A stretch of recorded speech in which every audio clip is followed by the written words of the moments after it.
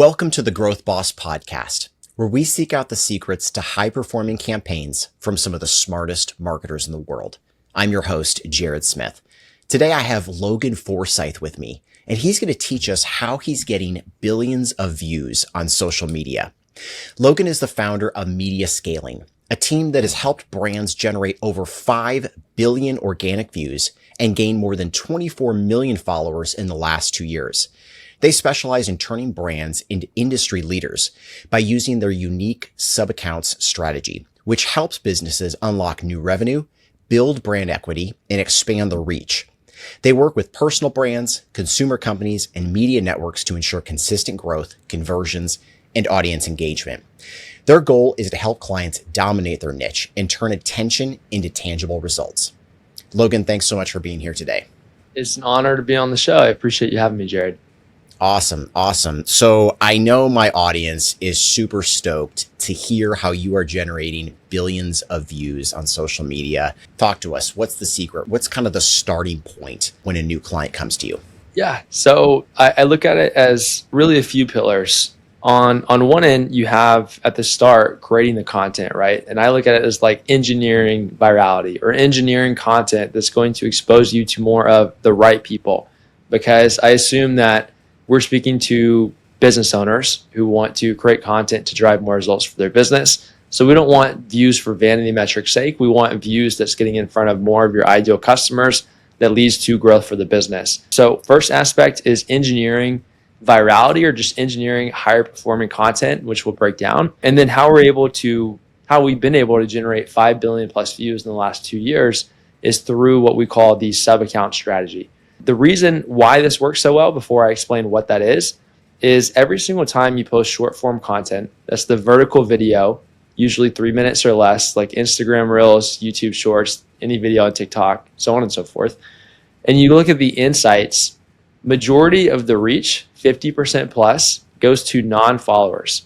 And the non-follower reach is targeted based on interest. It's more like ads than ever before.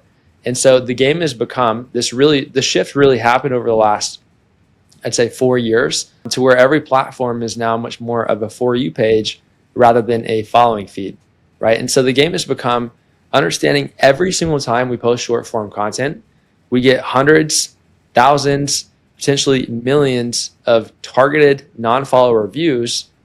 How do we post as much short form content as possible while maintaining top quality? Because that's very important. Quality still has to come first. You can't just post a bunch of volume and expect it to perform and expect to be going viral. But if we can combine quantity with quality, that's where we're seeing exponential results. And that truly is what is creating the fastest growth path of building an organic brand on socials today. And sub-accounts is the best way to do that. So instead of having just one account on Instagram, one Facebook page, one TikTok account, one YouTube channel, one Snapchat account, so on and so forth, you can create multiple accounts on each of these platforms that allows you to distribute a lot more content. So an example would be Tony Robbins has his main accounts, but we can also create accounts around Tony Robbins clips, best of Tony Robbins advice, Tony Robbins reels, so on and so forth, to distribute much more content on his behalf. I love it. So a new client comes to you. They say, Logan, I want to blow up. I want to be the Tony Robbins or the Alex Hormozy of my industry. I understand that you can help me go viral. I love your sub-account strategy. Where do you start with these clients? Are you diving into specific topics with them, or are you starting with the target market? Maybe we can get granular with that. Yep, definitely. So step one is we create a brand identity document for them. And the brand identity is identifying like who you are. What is the purpose of your brand beyond making a profit? What do you really stand for? What are your values and beliefs? Who are you speaking to in your content? Who is that ideal client or customer profile? What are their wants and desires? What are their pain points and challenges? What are the characteristics of the brand, the adjectives? What are slogans that you say most often? What are competitive brands and their differences and USPs? And what are the do's and don'ts of the brands and all these different aspects? We put that together for each of our client partners. We'll review it with them up front. They finalize, and that becomes really the guiding light for the rest of the content strategy that we put together from there. One of the most important pieces of that I mentioned a little bit is the ICP, the ideal client or customer profile. We want to get very, very clear of who that is, because that is who we're speaking to and creating content for. Like I mentioned, the non-follower views are targeted, and the algorithm across platforms has gotten so good serving the right content to the right people. And so when you are specific about speaking to an ICP, speaking to a exact defined person in your content, the algorithm is smart enough to serve it to that person, to that demographic, right? So the more defined we get on that, the easier the content strategy becomes, because now we have your brand identity, your voice, your values, your beliefs, and everything that we want to create alignment there. And we are very, very clear of your ICP. And so the full content strategy revolves around that. The best organic content is creating videos for your audience, but also for people who don't know who you are, right? And so the insider jokes, like the things that only people who know you would relate to or understand, like that's really not an effective part of this. And you need to create content also for people who you would assume have never seen you before, right? Mm-hmm. And then what we want to do from there is use a mix of AI and then also quantitative data of actually doing research on the platforms to develop the full content strategy. So what that looks like is we have different prompts that we use for, we have a full brand identity document that we upload into ChatGPT. We'll create a project file for our clients and just feed that project everything about our clients, their websites, their marketing materials, their socials, video transcripts, just as much information as possible. So then it's creating a brain around who is this client and what is their brand. We'll use that to then create the brand identity document and then tweak it slightly. And we're adding our own spin to all of this as well. And we'll also use that to help craft together, like, who is the ICP. We can feed it information about their business, their offer, their customers, and all the information behind that to get very clear of the ideal client profile. And it is crazy of how good ChatGPT can do at this, many times better than we can, of really defining all these specifics. And then once we have the brand identity and once we have the ICP and have all this information about the client inside of basically an AI brain, we use it to then develop a starting point for, all right, define all the different topics and types of content that we can create that would apply to the ICP. It'll give us suggestions. And then from there, we have a lot of experience at this point. We've generated billions of views across dozens of industries. We're constantly innovating. We're constantly testing, experimenting, and learning what works. We have a lot of frameworks. So we combine this full analysis with AI, with also our intuition and experience to really develop the game plan from there. And that's how we execute. With our clients, we're constantly sending over a shot list of types of content to create, video hooks to use, script outlines, so on and so forth. And we're posting anywhere between 1,200 to 3,000 times per month on average for each of our clients. So when we're doing that level of volume, we get a ton of data and we're tracking everything. And we go off of the data from there. You know, you can plan as much as possible and go off of experience as much as possible, but data is the truth at the end of the day. So once we actually go live, we start posting out the content. We're paying attention to what is the top performing content. And my favorite metric to look at for success on socials, above all else, if we're going to keep it really simple, is just retention. The better the retention, the better the content, right? You can take all else aside. If you have good retention, that shows high performance in terms of at least reach. And then we can get more specific of measuring quality of the views that we're creating by looking at metrics such as views to profile visits and views to follows and views to link clicks.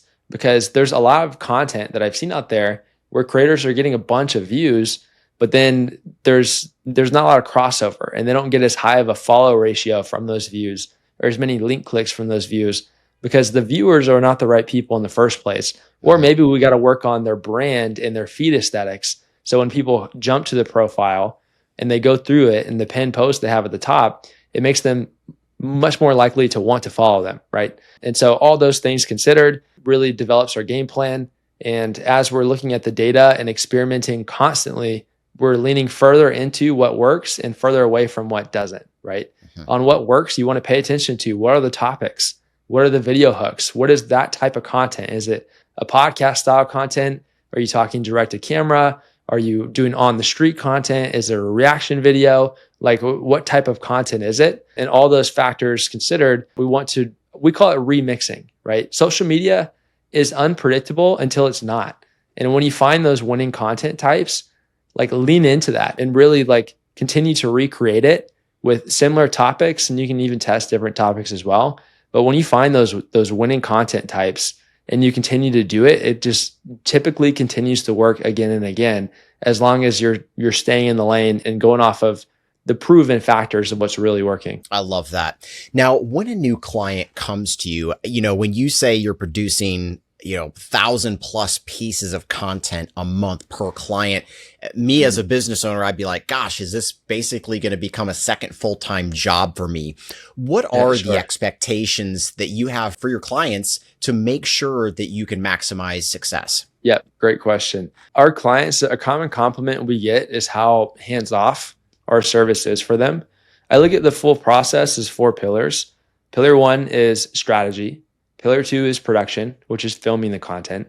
Pillar 3 is post-production, which is editing. And pillar 4 is distribution, which is posting the content, managing the accounts. And then I'd say conversion strategy falls into that as well. We handle, for our personal brand clients, we handle the strategy, we handle the post-production editing, and we handle the distribution. The only part that we do not do is the production, right? All of our clients, like really our ideal client fit, are market leading personal brands and consumer brands, usually generating 8 figures and above in their business. And that means, in our experience, they already have a content team. They already have a videographer.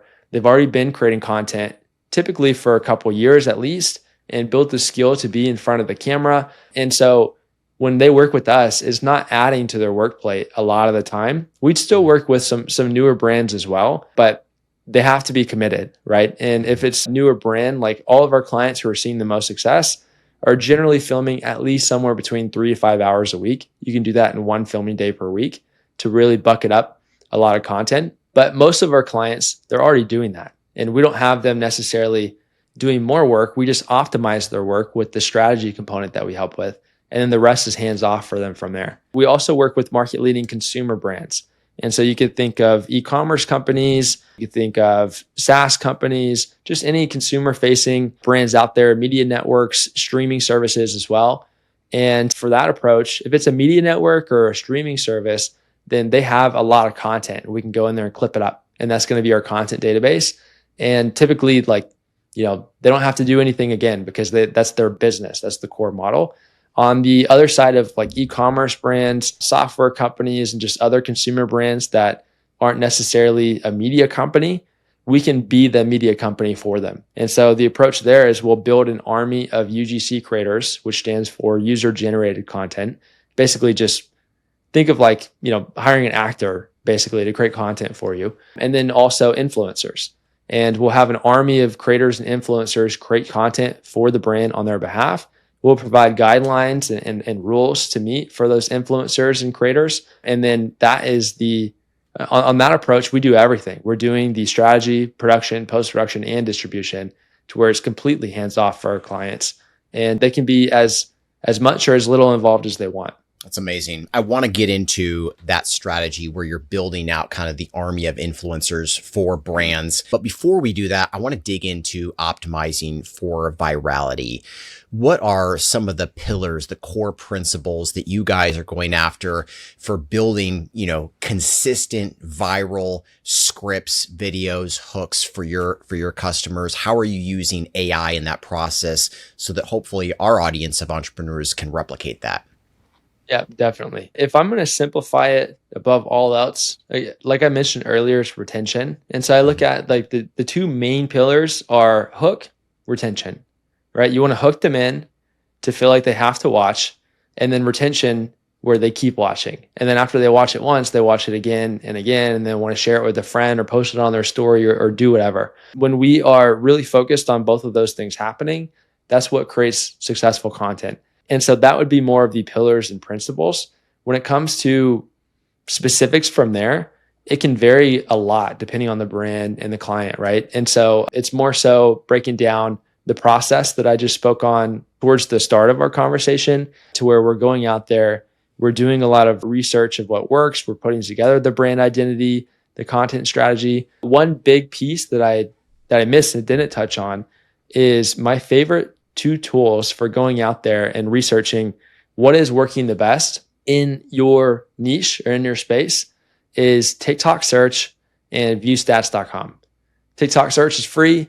Viewstats.com is Mr. Beast's software tool. It's his favorite software for YouTube success, and he knows a thing or two about YouTube success. And the way that we use it requires the pro tools, but I think it's $30 a month, if I remember correctly. And on TikTok search and Viewstats, you can search any keyword.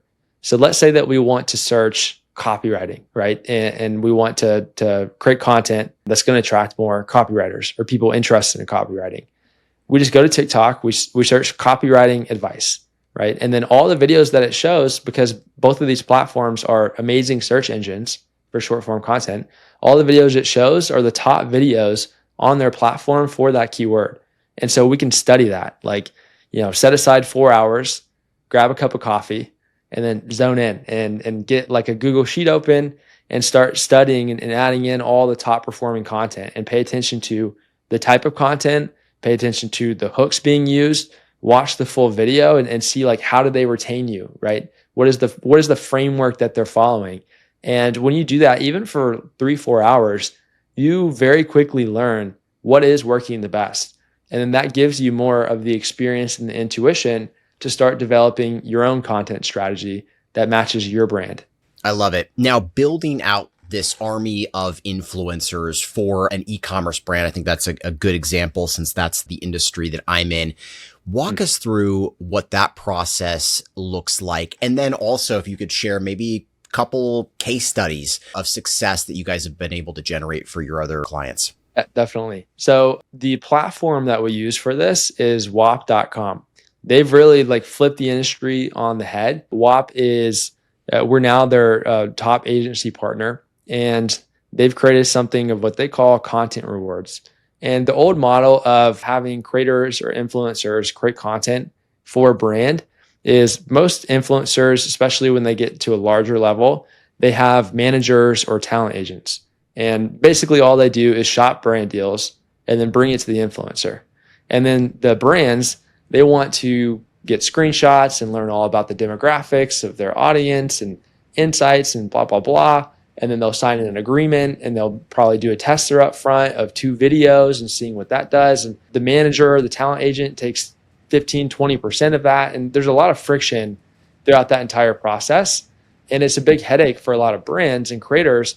And a lot of creators find themselves kind of getting their freedom of content restricted because now it's like brands telling them what they can and can't do. And brands telling them it's like, hey, I want your demographics looking like this. And that is not enjoyable for creators and brands. So what Whop has developed with content rewards is now we'll create a content reward program for a brand. And then we already have an existing network of a lot of influencers at this point. And we also have recruitment and outreach systems. So our team will start just reaching out to a lot of influencers and showing the opportunity.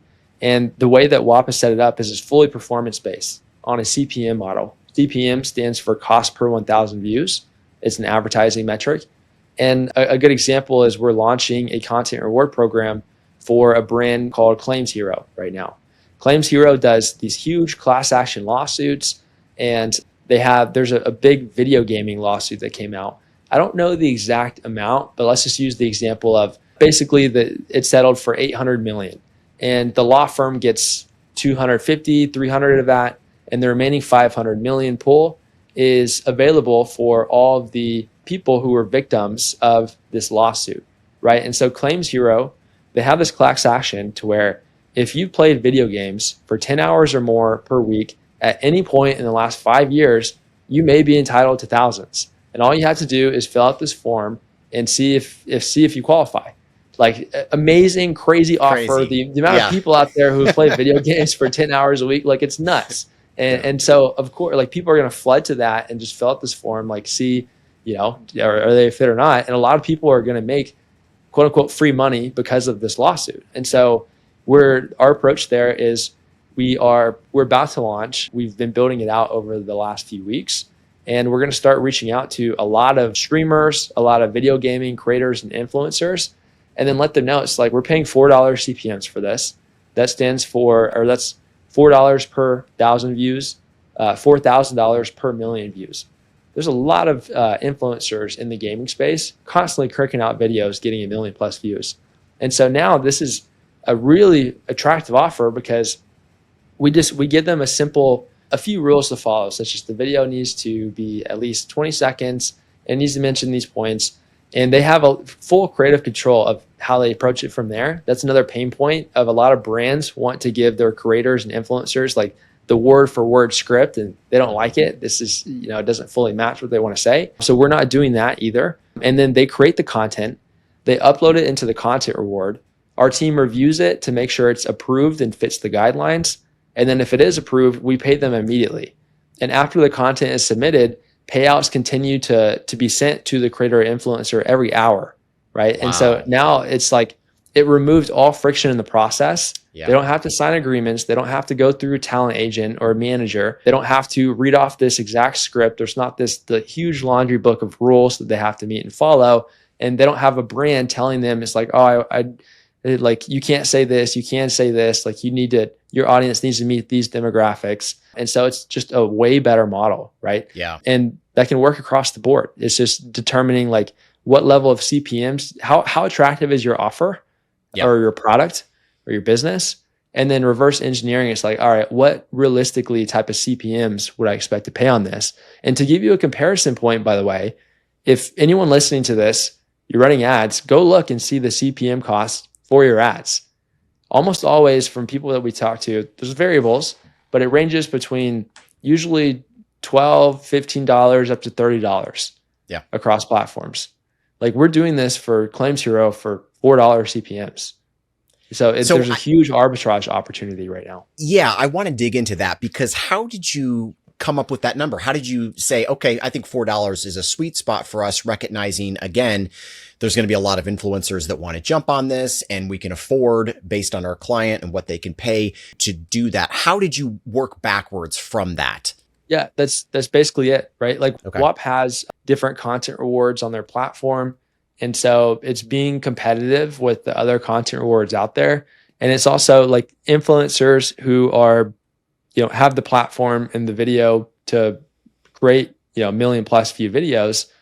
We want to still make it meaningful enough to them to create this. It's a great offer to where it's something to where it doesn't even feel like they're hard selling to their audience. It's a big benefit to their audience. And we're going off of a lot of like assumption, but also intuition based on our experience of just working and talking with enough influencers at this point to where the type of creator and influencer that we're looking at, I believe they'll get excited about the potential to make $4,000 for 1 million view video. And we'll test. If we're not finding a lot of traction or throughput or people aren't really wanting to do it, then maybe we increase the CPMs versus if our goal is to spend the budget as fast as possible because the brand, you can set aside a fixed budget that you want for this. And that budget is not paid. That's the other thing for the brand side. The old model again is the brands, they pay the creators up front. They sign the agreement. There's a lot of influencers. They'll charge, depends on influencer, but $10,000 per video. And there's no guarantee of how that's going to perform. Now the brand sets aside a budget, but they don't pay the creator or influencer until literally after they have created the content, posted it out, and the views are coming in. So that's also way more beneficial for the brand because now it's largely performance-based versus having all this fixed upfront cost and then kind of rolling the dice to see how this influencer or creator and their content is going to do for you. And if we're crushing and we're spending the budget quickly, then maybe we can test out lowering the CPMs as well. So it'll be, a starting point of intuition and then going off of the data and what's coming in from there. Have you run any campaigns through the platform, generated a bunch of views, but didn't get tangible results where you felt like the creator was maybe buying views or anything of that nature? So Whop, it's really cool. They've set like parameters in place to where we can see the insights of the content and we can identify if it's botted views or not. So botted views, the giveaway is if there's a big spike all at once that comes in. And so Whop has the back end to identify that. If that happens, then obviously the content is disapproved and they're not going to get paid. Okay, very good. So entrepreneur wants to use Whop, launching a nootropic product. wants to get millions and millions of views, has the budget set aside. What do you see on average as far as click-through rates, conversion rates? Again, if you were to kind of take all of your campaigns, put them together, obviously this gaming campaign, I can see the conversion rate being through the roof, right? I could see that getting a 30-40% conversion rate. That's a little, super uncommon in the e-commerce world. But what sort of hard numbers would you be like, hey, if you ran 30 campaigns, this is going to be kind of your average with Whop?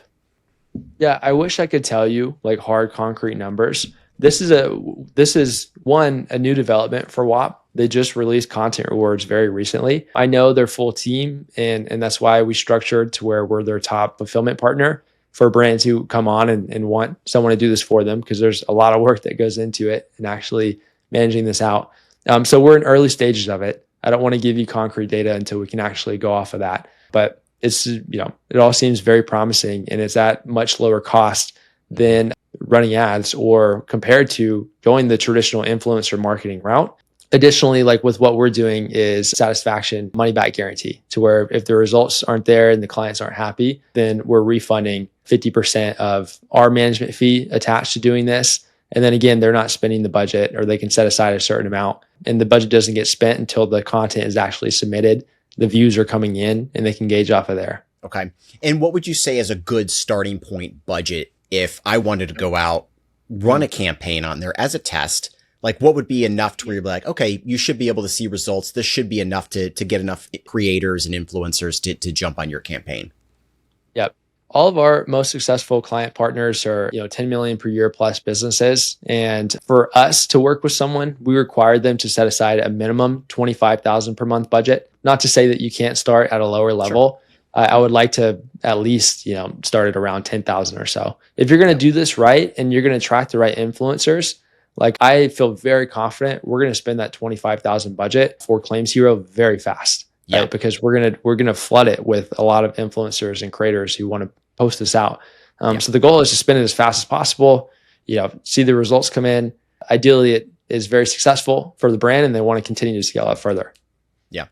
And is there a way to do bonuses, again, maybe based on affiliate tracking or anything of that nature, to where, again, you could have two influencers that get 1 million views each. One of them generates 5,000 leads. The other one generates 1,000. Be nice to, have some sort of incentive in there to where they're thinking about how can I, have improved calls to action or something, so that I'm not just generating views, but I'm generating results for the business.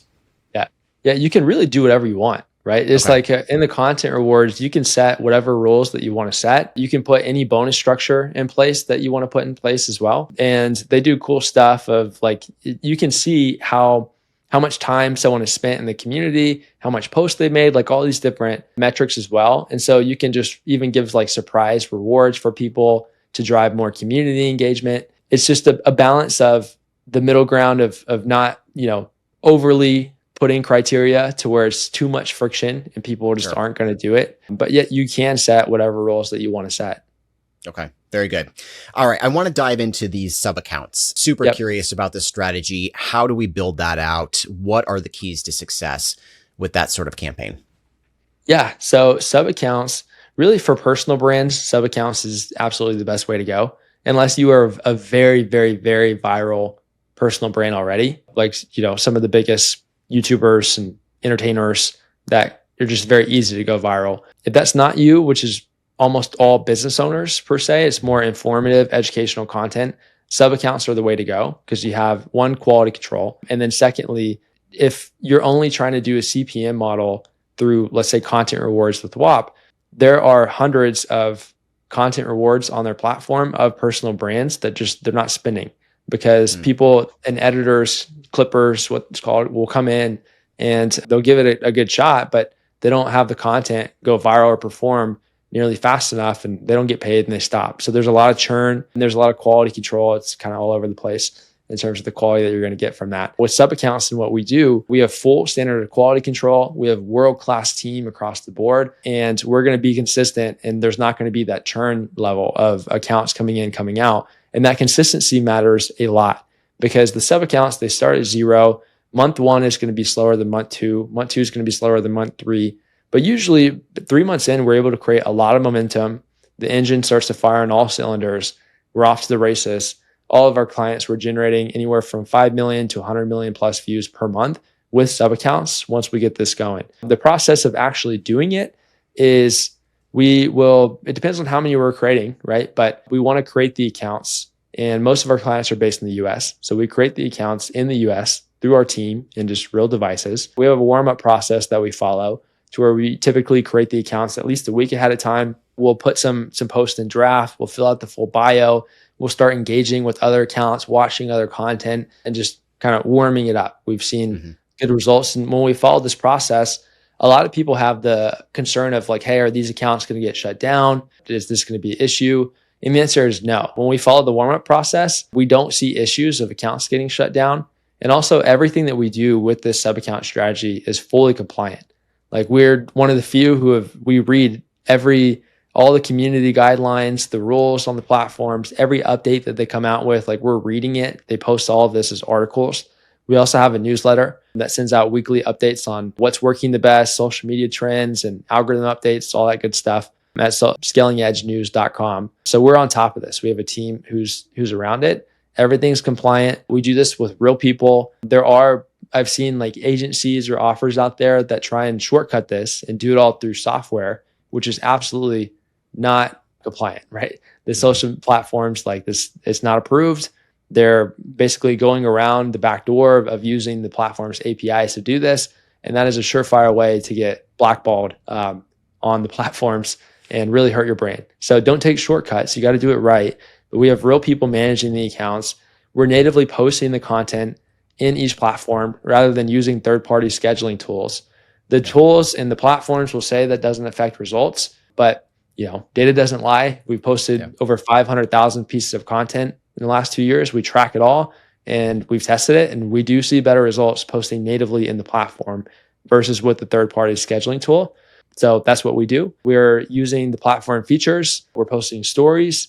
Our social media managers have accountability to engage with other accounts and watch other content and just use the accounts and platform like a real person would. So all those things considered makes this fully compliant and run across the board. The other aspect of your question is the actual fulfillment process of this, where we've tested extensively posting volume per account of 1 video per day up to 12 videos per day per account across platforms and everything in between. There's variables to it. There's exceptions. This is not a hard rule, but overall, we've seen best results posting twice per day per account across platforms. So that's generally how we math things out. If we're going to create 5 Instagram accounts for a brand, we're creating 10 unique short form videos per day and then posting 2 videos per Instagram. And then we'll take those same videos and post them across 5 Facebook pages, 5 YouTube channels, 5 TikTok accounts, 5 Snapchat accounts, so on and so forth. What you don't want to do, and where a lot of people confuse this on, is you don't want to just repost content and like take the same video, exact same video. I was just going to ask you that. I'm like, how are you repurposing this content? Yeah. So it's very important. All the content is unique. That's why we have with a lot of our clients, like they get a full media team with us. And so we have world-class editors behind this, making sure all the content is unique. We're not just doing reposting. It doesn't work. And if you do a lot, your accounts will even get flagged, but we don't see views in the first place, even trying that. So it needs to be unique. We call it remixing, but when you have a winning piece of content, a higher performing piece of content, we can take that same underlying clip and add new editing on top and post it out again. And more often than not, it continues to perform again and again. And that's looked at as a unique piece of content, right? Just different editing on top, which is the remix, but it's all unique. You can't just repost, like create 5 Instagram accounts and then repost the same piece of content 5 times without changing anything on it. And you also don't want to too heavily remix either. We like to have still a lot of freshness and variety overall across the accounts with the content we're putting out. So one of the questions that would go through my mind if I wanted to do this is, do the views, the followers, anything from these sub accounts kind of flow through to my main account? There's a couple different angles, I would think, as a business owner for this. Yes, I do want to generate more business. I think there's also kind of the selfish side of like, hey, I also want to build up my account, I want to have a couple 100,000 followers. With these sub accounts, is my main account growing as well? Or are they more directing traffic to my website, which is obviously producing business, but maybe it doesn't benefit the main account as much? Yeah, absolutely. It does both. Main account definitely grows more. It's kind of like throwing fuel on the fire, and just it amplifies your brand, right? So on the sub accounts, we're tagging the main account in almost all the content. Sometimes if we've tagged the main account in every post multiple times a day, every day, we'll get like a flag warning for spam behavior. So we do it in most of the content. You can also, if a video hits 10,000 plus views for us and there's not a tag on it, you can go back and tag the main account and it doesn't mess with performance. So we do that as well. But we're tagging the main account, and most of the content, the comments and captions, pinned comments, will many times also tag the creator. We can do collaboration posts here and there. The bios are optimized and include the handle to the main account and all the sub accounts. On the stories of sub accounts, we're reposting content from the main socials as well. And then also inside of the content, we'll include basically like a watermark of their social media handle. We do it cleanly, like it looks really nice, but that we've seen creates more search traffic of people seeing the main brand or creator on a piece of content of a sub account and then knowing like where to go to search them out as well. All those factors drive a lot of traffic back to the main socials. We do see a higher ratio always of views to follow on main accounts versus sub accounts. And a lot of the views that we see on sub accounts will end up going to the main account and following the main account, right? It's like most people don't follow sub accounts or fan pages unless they're like really, really big fans or they like the content and maybe it's a different theme than the main account. But it absolutely is amazing funnels and vehicles to drive more growth on the main socials for the brand. Additionally, we call it social SEO, but the platforms have gotten just so good. They know who's in the content. And what we see a lot of the time is if you even just engage with a piece of content on a sub account of, I used Tony Robbins earlier, so I'll use him again as an example. Let's say that Tony Robbins has a sub account. Someone engages with that piece of content. Engage meaning they just watch it and like it. They don't even have to follow. They don't have to comment. They don't have to do any of that. That's enough for the algorithm to be like, oh, they like Tony Robbins content. And so they're going to start to serve that same person content from not only that sub account they engage with, but also the main socials, and then also other sub accounts, just content with Tony Robbins inside of it. And so it really just brings people into the ecosystem of each brand through that aspect as well. And maybe they don't follow on the first view that they see, but after they see 2, 3, 4 videos and get multiple touch points, that's when they really lean in. It's like, all right, let me really check this out and follow it and now become an engaged fan. I love it. What's the naming convention that you like to use on these sub accounts? Well, and we can use Tony Robbins as an example. What would you build out for him? Yeah, it can vary depending on the brand. We like to get creative. Like the standard ones are like, Tony Robbins Reels, Tony Robbins Clips, Best of Tony Robbins Advice, Tony Robbins Talk, so on and so forth. But we also like to get creative and match it to their brand. And for a lot of the time, we're not just using the standard one. And what works for one brand isn't going to work for another. But just you can get creative. There's so many ways that you can tackle it. Okay. And what is your secret for warming up new social media accounts? Yeah, it's what we touched on of like if the creator or brand is based in the US, we'll create the accounts in the US. If they're based in UK, we'll do it in UK. Whatever country that they're based out of, we want to create the accounts at least a week before we start posting content. And then we'll put multiple posts in draft. Our kind of theory is like it shows intent to post and use the platform. We complete the account in full. And it looks very professional. So we'll start creating profile pictures, the full bio, description. For on Instagram, we create story highlights for the accounts. And then we'll start engaging with other content on the platform. So they'll use the accounts to go watch other people's content, comment on posts, like start using it like a real person would. We do that for about a week and then we start posting and pretty much never see issues from there. Amazing. So one of the tools I've been playing with recently is HeyGen, which I'm sure you're familiar with. It basically translates your videos into most languages that we have today. When I saw it, I was like telling my team, I'm like, I want to be as popular like in the Philippines and overseas as I am here in the United States. Is the international strategy part of what you're building out with these sub accounts, or are you really kind of focused more on whatever country or area your client is in? Yeah, you can do it. We generally don't. Most of our clients, like their business is targeted, based on they usually want majority US demographics. We call it the big four, majority US followed by Canada, Australia, UK. So it's really never come up on the business side of wanting mass views. It's different if you like a lot of influencers, creators think Mr. Beast is really who popularized the concept of having a bunch of channels in different languages.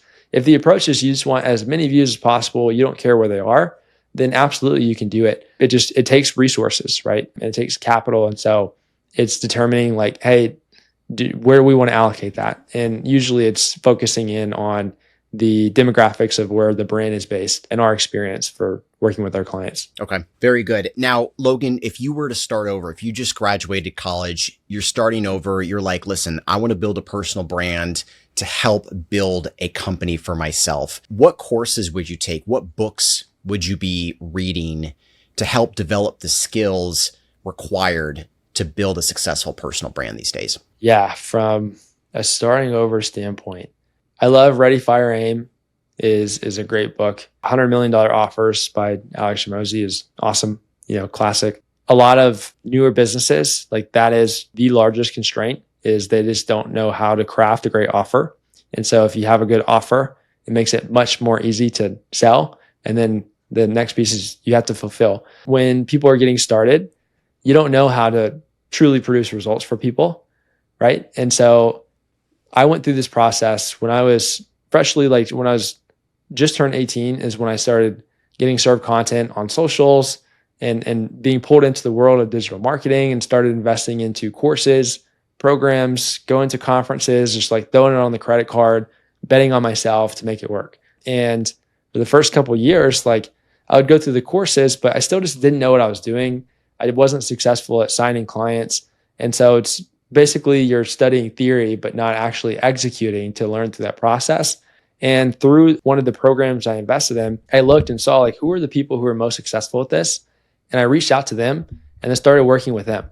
And then that's what really taught me how to produce results through digital marketing for clients. And I got paid to do it, right? And so I'm a big believer, like when you're early on, even if you want to build your own business, start your own thing, a lot of the time it can be best to do it for someone else and make a lot of money for someone else first, like build the skill sets, get paid to do it through that process. And then that builds you into the person to be able to go out and do it on your own. The exception for that is I've met a lot of just killers who are like 21, 22 years old, who are making a lot of money on their own.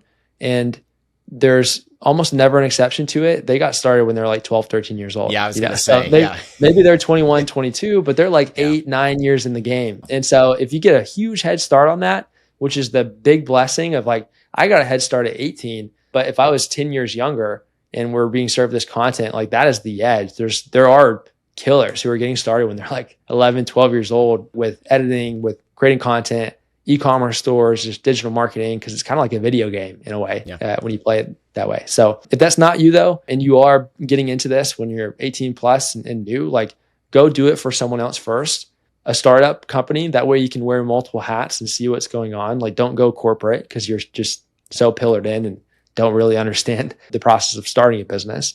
And you get paid to learn, and you can learn really, really quick and then branch out and go on your own, do it yourself. I love it. Logan, what do you feel like the top 1% of your clients do that has made them so much more successful than all of your other clients, whether it's their involvement in brainstorming with you and your team, or if there's something else that they do on the creative side when they're producing content? Is there anything that you feel like the top 1% do that you're like, oh, this is why they're so successful? It's more mindset than anything. The top 1%, they're not looking at this as like, hey, I want to give this a test. I want to build my brand and see how it goes the next 3 months, 6 months. They're like, I'm going to do this and I'm going to do it for the next 20 years. And I'm going to just keep doing it. Right. And it's a long-term outlook for them. It's not just a fly-by-night thing. They don't want overnight results. Not to say that can't happen, but building a brand is not easy. And there is no magic pill to it. Like sometimes people come to us and they want us to pull a rabbit out of the hat.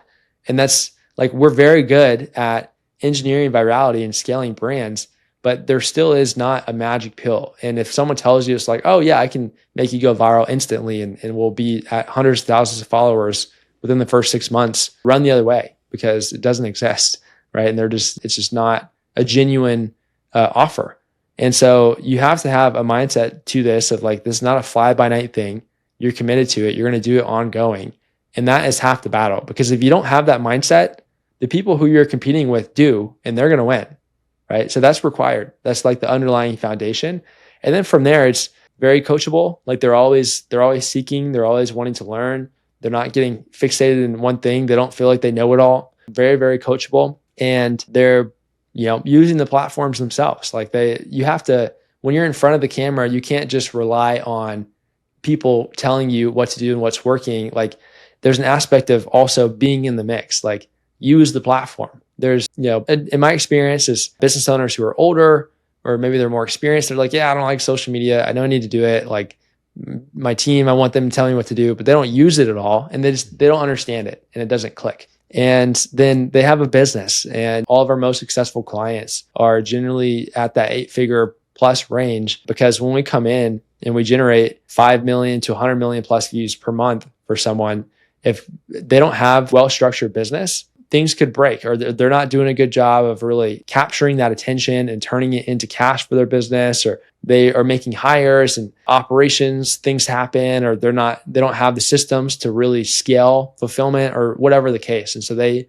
are not, in our experience, as well equipped to capitalize on this, versus when we're working with 8-figure plus businesses, they make a lot of money in the process because they have the team, the systems, it's very dialed, they're very scalable. And so they produce way more value from this process as a result. I love it. Logan, this has been amazing, so valuable. I really, really appreciate your time. For somebody who wants to connect with you, what's the best way for them to do that? Yeah, I appreciate your time as well. The questions were awesome. This was a ton of fun.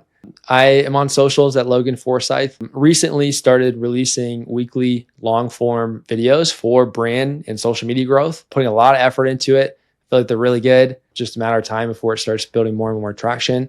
So you can check me out, Logan Forsyth, on YouTube. We have the Scaling Edge newsletter that I mentioned. Every week we're sending out just what's going on socials, trends, top performing types of content, any updates coming out, 5 minutes or less to read. That's at scalingedgenews.com. And then if you feel that you are a good fit for our service and what we do, we rapidly scale, leading consumer brands and personal brands, generating 5 million to 100 million plus views per month with performance-based pricing and guaranteed results. Check out mediascaling.com. Also on mediascaling.com, we have free courses, free resources as well. That it's great information. We get a lot of positive feedback on it. And I truly, truly believe you go in there. One of them is Billion View Secrets. Another one's called Undeniable Offers. It gives you a lot of information that has produced a lot of success for people fully for free. Amazing. Thanks so much. Appreciate your time. Likewise. Appreciate it as well.